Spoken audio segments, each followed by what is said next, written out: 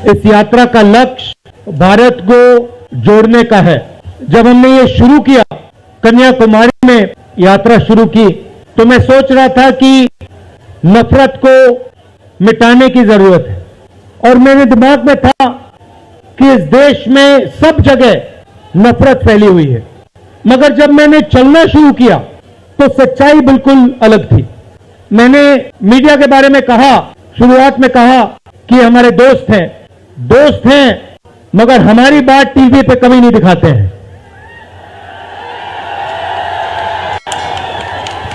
और वो तो तब भी ठीक है, वो ठीक है, हमारी बात नहीं उठाए तो ठीक है, कोई प्रॉब्लम नहीं है। मगर ये एक और काम करते हैं, इनकी गलती नहीं है। देखिए, ये जो यहां खड़े हैं, इनसे गुस्सा मत होइए, इनकी गलती नहीं है। देखिए, मुस्कुरा रहे हैं, ये जानते लगाम लगी हुई है, पीछे से लगाम लगी हुई है। मगर इनके जो चैनल हैं, ये भी नफरत फैलाने का काम करते हैं। 24 घंटा हिंदू मुस्लिम, हिंदू मुस्लिम, हिंदू मुस्लिम, हिंदू मुस्लिम, हिंदू मुस्लिम। ये सच्चाई नहीं है भाइयों और बहनों। मैं चला हूं कन्याकुमारी से यहां तक, ये सच्चाई नहीं है। ये मीडिया में चलाया जाता है, फैलाया जाता है।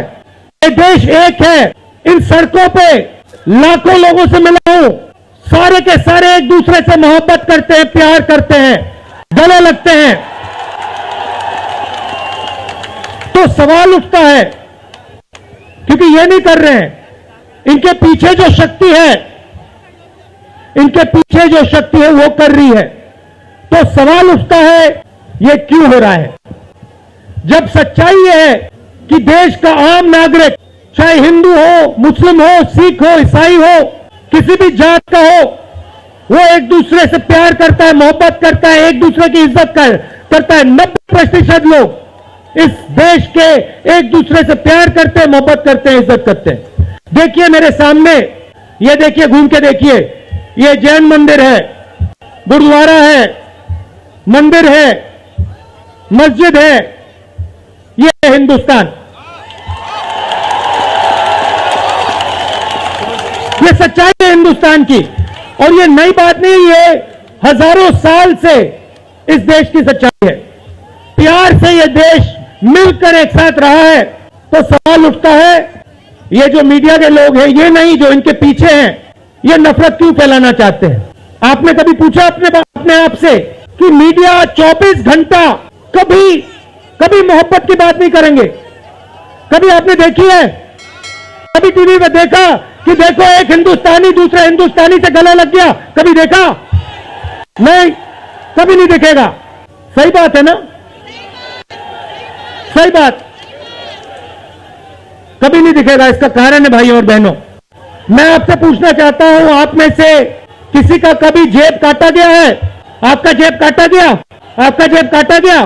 तो जब जेब काटा जाता है, आपका काटा गया ना, तो जब कोई आपका जेब काटता है तो वो क्या करता है? सबसे पहले उसे क्या करना पड़ता है? नहीं, ब्लेड तो बाद में आता है, मगर पहले क्या करता है? पहले वो आपके ध्यान को इधर करता है, आपके ध्यान को लेकर उधर ले जाता है। भाइयों और बहनों, ये जो करा जा रहा है, आपके ध्यान को हटाने के लिए किया जा रहा है, और ये 24 घंटा करते हैं और फिर आपकी जेब काटी जाती है। बढ़िया, क्योंकि सच्चाई है। 24 घंटा हिंदू मुस्लिम, हिंदू मुस्लिम, हिंदू मुस्लिम, और फिर जो भी आपका पैसा है, किसानों का, मजदूरों का, आपके एयरपोर्ट, आपके पोर्ट, आपकी सड़कें,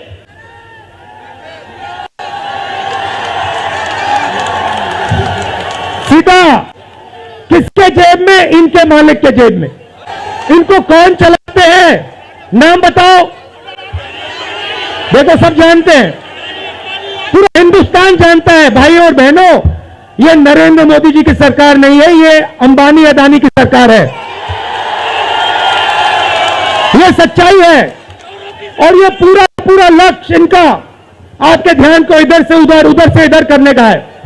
मैं 2800 किलोमीटर चला हूं, 2800। मुझे कहीं नफरत नहीं दिखी, कहीं हिंसा नहीं दिखी, कहीं मारपीट नहीं दिखी। मगर जब मैं इनका टेलीविजन खोलता हूं, 24 घंटे मुझे मारपीट, हिंसा, नफरत दिखाई देती है। क्यों? क्योंकि ये आपका ध्यान इधर से उधर ले जाना चाहते हैं।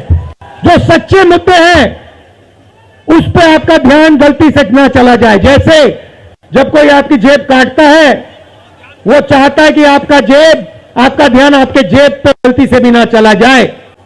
ये हो रहा है इस देश में। तो आपका ध्यान कहां जाना चाहिए, मैं आपको बताता हूं। सबसे पहले आपका ध्यान जो हिंदुस्तान के युवा हैं उनकी ओर जाना चाहिए। आप किसी भी युवा से पूछ लीजिए, वो आपको बताएगा मैंने इंजीनियरिंग की, मैं डॉक्टर बनने के लिए पढ़ा, मैंने आईएएस के लिए तैयारी की, मैं जज बनने की कोशिश कर रहा था। पूछो क्या किया, पढ़ाई की, कितने साल की, स्कूल, कॉलेज, यूनिवर्सिटी सब पढ़ लिए, और फिर क्या हुआ? आज क्या करते हो? मजदूरी करता हूं, पकौड़े बनाता हूं।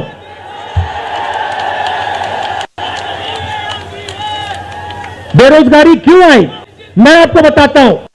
और जो हमारे छोटे व्यापारी हैं, जो स्मॉल और मीडियम बिजनेस चलाते हैं, आप अच्छी तरह सुनिए, क्योंकि आप इस देश के भविष्य हो। अगर इस देश को कोई रोजगार दे सकता है तो इस देश का किसान और ये जो छोटे व्यापारी हैं और स्मॉल और मीडियम बिजनेसेस चलाते हैं, ये लोग हैं। क्यों? क्योंकि ये लाखों हैं, ये लाखों में हैं। और कोई 100 लोगों को रोजगार देता है, कोई 500 को देता है, कोई 1000 को देता है, कोई 25 को देता है, कोई 35 को देता है, और ये लोग देश को रोजगार देते हैं। अब इनकी बात करते हैं। ये 24 घंटे लगे रहते हैं, बैंक के दरवाजे इनके लिए बंद होते हैं। हिंदुस्तान के 2-3 अरबपतियों को 1 लाख करोड़, 2 लाख करोड़, 3 लाख करोड़ ऐसे दिया जाता है। ये बैंक के सामने जाते हैं, इनको धकेल के निकाल दिया जाता है। राइट? बैंक का पैसा नहीं दिया तभी मान ली बात। मगर फिर क्या किया? फिर प्रधानमंत्री ने नोटबंदी की और प्रधानमंत्री ने गलत जीएसटी लागू की। भाई और बहनों, ये पॉलिसी नहीं है, ये हथियार है। छोटे व्यापारियों को, स्मॉल और मीडियम बिजनेस वालों को और किसानों को मारने के हथियार हैं ये। और जब इन्होंने ये काम किया तो देश के जो युवा हैं उनको रोजगार नहीं मिल सकता, सवाल नहीं उठता। क्योंकि जो रोजगार देने वाले हैं उनकी रीढ़ की हड्डी आपने तोड़ दी। किसके लिए तोड़ी? किसके लिए तोड़ी? इनके जो मालिक हैं उनके लिए तोड़ी। गेम को समझो। अब देखिए, अब आगे चलते हैं। युवाओं की बात की, स्मॉल और मीडियम बिजनेस वालों की बात की, दुकानदारों की बात की। अब सड़कों पे मुझे हजारों किसान मिले हैं, 1 सेकंड में पहचान लेता हूं। जैसे ही हाथ मिलाता हूं समझ आ जाता है ये मजदूर है या ये किसान है, हाथ से पता लग जाता है, छिले हुए हाथ होते हैं। अच्छा, एक और सवाल है जो मैं सोच रहा हूं। प्रेस वाले ने मुझे पूछा क्या आपको ठंड नहीं लगती? और मैंने सोचा ये मुझसे पूछ रहे हैं, हिंदुस्तान के किसान से क्यों नहीं पूछते? ये हिंदुस्तान के मजदूर से क्यों नहीं पूछते? ये हिंदुस्तान के गरीब बच्चों से क्यों नहीं पूछते? फिर कहते देखो 2800 किलोमीटर चल लिए, कोई बड़ी बात नहीं है। पूरा हिंदुस्तान चलता है, जिंदगी भर चलता है। किसान चलता है, मजदूर चलता है, फैक्ट्री में जो काम करते हैं वो चलते हैं। तो हमने ये कोई बड़ा काम नहीं किया भाई और बहनें, पूरा हिंदुस्तान करता है, रोज करता है। हम 2800 किलोमीटर चलते हैं, किसान शायद जिंदगी में 10,000, 15,000, 20,000 चल लेता है। तो मैं चाहता हूं कि ध्यान सही जगह जाए। अब बीजेपी ने धर्म की बात उठाई है, हिंदू धर्म की बात करते हैं। मैं आपसे पूछना चाहता हूं, हिंदू धर्म में कहां लिखा है कि गरीबों को, कमजोर लोगों को कुचलना चाहिए? कहां लिखा है? कहां लिखा है कि कमजोर लोगों को मारना चाहिए? कहां लिखा, मुझे बताओ। मैंने तो कहीं नहीं पढ़ा। मैंने गीता पढ़ी है, उपनिषद पढ़े हैं, कहीं नहीं पढ़ा मैंने। आपने पढ़ा कहीं? गले लगाने की बात होती है। अच्छा ठीक है, देखिए अब ये लोग देश में डर फैला रहे हैं। नफरत नहीं दिखी मगर डर दिखा। किसके दिल में डर? किसान के दिल में, युवाओं के दिल में, छोटे दुकानदारों के दिल में, स्मॉल और मीडियम बिजनेस जो चलाते हैं उनके दिल में, माताओं बहनों के दिल में। मुझसे कहती है राहुल जी, बीजेपी की सरकार में हम तो सड़क पर, शाम को सड़क पर नहीं निकल सकते, तो डर फैला दिया है। अच्छा आपने शिव जी की फोटो देखी है? उसमें उनका हाथ ऐसे देखा आपने? इसको क्या कहते हैं? इसको क्या कहते हैं? इसको अभय मुद्रा कहते हैं। इसका मतलब क्या होता है? इसका मतलब होता है डरो मत। तो शिव जी कहते हैं डरो मत, हिंदू धर्म कहता है डरो मत, और ये लोग 24 घंटा इस देश में डर फैलाने की कोशिश करते हैं। अच्छा एक और मजे की बात बताता हूं आपको। आपने ये यात्रा देखी होगी, इसमें आपको हिंसा दिखी? कोई नहीं दिखी? किसी ने किसी को मारा? किसी ने गाली दी? नहीं। आपने इसमें नफरत देखी? बिल्कुल नहीं। इसमें किसी ने यह पूछा भैया तुम्हारा धर्म क्या है? किसी ने कहा भाई तुम हिंदू हो, मुसलमान हो, सिख हो, ईसाई हो, क्या हो? नहीं। किसी ने यह पूछा तुम स्त्री हो या पुरुष हो? किसी ने यह पूछा तुम्हारी क्या जात है? बिल्कुल नहीं। कपड़े भी नहीं पूछे, कपड़े भी नहीं पूछे। अच्छा इसमें आपने देखा होगा, पता नहीं आपने देखा या नहीं, जैसा हमारा हिंदुस्तान है वैसे ही ये यात्रा है। कोई नफरत नहीं, कोई हिंसा नहीं, कोई गलत सवाल नहीं। कभी कभी कोई गिर जाता, जैसे हमारे हरियाणा के पीसीसी गिरे, धड़ाम से गिरे, केरला के सब नेता गिर गए, 1 सेकंड में लोग उनको उठा लेते थे। 1 सेकंड में, टाइम नहीं लगता था। ये है हिंदुस्तान। मैं आपको एक बात बताता हूं, सच्चाई समझनी होगी। सच्चाई ये है कि जैसे इन पर लगाम लगी हुई है वैसे हिंदुस्तान के प्रधानमंत्री पे भी लगाम लगी हुई है। उनकी गलती नहीं है, वो संभाल नहीं पा रहे हैं, कंट्रोल नहीं कर पा रहे हैं। उनको कंट्रोल कर दिया है, क्योंकि आप देखिए एयरपोर्ट भी उनके, पोर्ट भी उनके, एग्रीकल्चर के स्टोरेज डिपो भी उनके, और क्या उनका, हाँ लाल किला भी उनका, लाल किला भी उनका, सारे के सारे पब्लिक सेक्टर की कंपनियां उनकी, और क्या उनका, रेलवेज उनकी। अभी भाइयों और बहनों ताजमहल भी चला जाएगा, तो सब कुछ उनका, हाईवे भी उनके, सेलफोन भी उनके। मगर सच्चाई हमारी। आप देखिए, आपको मैं बताता हूं, अपनी कहानी बताता हूं। जब मैं राजनीति में आया, 2004 में आया, हमारी सरकार थी, चुनाव जीते थे, और ये प्रेस वाले 24 घंटा मेरी प्रशंसा करते थे।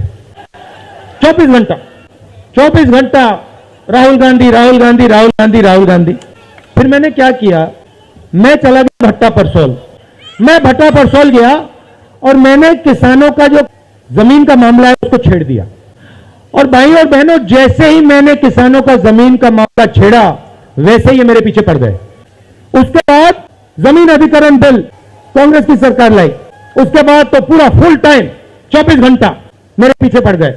प्रधानमंत्री ने, बीजेपी ने हजारों करोड़ रुपए लगा दिए मेरी छवि को खराब करने में, हजारों करोड़ रुपए। और आपने देखा होगा मैंने एक शब्द नहीं बोला, बिल्कुल चुप, बिल्कुल चुप। मैंने एक शब्द नहीं बोला। मैंने ये नहीं बोला भैया ये गलत बोल रहे हैं, ये ठीक नहीं है, क्योंकि मैंने कहा चलो देखता हूं कितना दम है, और लगाया। पूरी की पूरी मीडिया लग गई, व्हाट्सएप पर लगाया, फेसबुक पर लगाया, सब जगह 24 घंटा राहुल गांधी के बारे में पूरे देश में फैला दिया। और फिर 1 महीने मैंने आपको सच्चाई दिखा दी और पूरा पूरा खत्म। देखो सच्चाई कैसे काम करती है। सच्चाई को छुपाया नहीं जा सकता है, और ये यात्रा हिंदुस्तान को जोड़ने की है। क्यों? क्योंकि इस नफरत से, इस डर से हमारे प्यारे देश को नुकसान हो रहा है, और इसीलिए हमने ये यात्रा कन्याकुमारी से लेकर कश्मीर तक शुरू की है। और ये जो हमारा तिरंगा है इसको हम श्रीनगर में जाके वहां पे लहराएंगे। और आप में से हजारों लोग हमारे साथ चलोगे, हजारों लोग चलोगे। भाई और बहनों, देखिए सच्चा मुकाबला चाइना और हिंदुस्तान के बीच में है। चाइना ने 2000 स्क्वायर किलोमीटर हमारी जमीन ले ली है। प्रधानमंत्री जी कहते हैं कि हमारे बॉर्डर के अंदर कोई नहीं आया। तो भैया प्रधानमंत्री जी, अगर कोई नहीं आया तो हमारी सेना उनकी सेना के साथ 21 बार क्यों बात कर रही है? और हमारे जो सेना के लोग हैं, हमारे डिफेंस फोर्सेस के लोग हैं, वो क्यों कह रहे हैं कि चाइना ने हमारी जमीन ले ली है?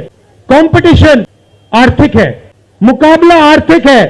ये आपके जो सेलफोन है, ये आपके जो शर्ट है, जूते हैं, कि प्रेस वालों के जो कैमरा है इसके पीछे देखिए, उसके पीछे आपको लिखा दिखेगा मेड इन चाइना। हमें शर्ट के पीछे, सेलफोन के पीछे, जूतों के नीचे मेड इन इंडिया लिखना है। एक ऐसा दिन आना चाहिए जब शंघाई में कोई युवा नए जूते खरीदे, उसके नीचे देखे made in new Delhi India. ये हिंदुस्तान चाहिए, इसी से हमारे युवाओं को रोजगार मिलेगा। तो ये करना ही पड़ेगा, चॉइस नहीं है। और ये हम करके दिखा देंगे। ये देश कर सकता है, करके दिखा सकता है। आप सबने इतना प्यार दिया,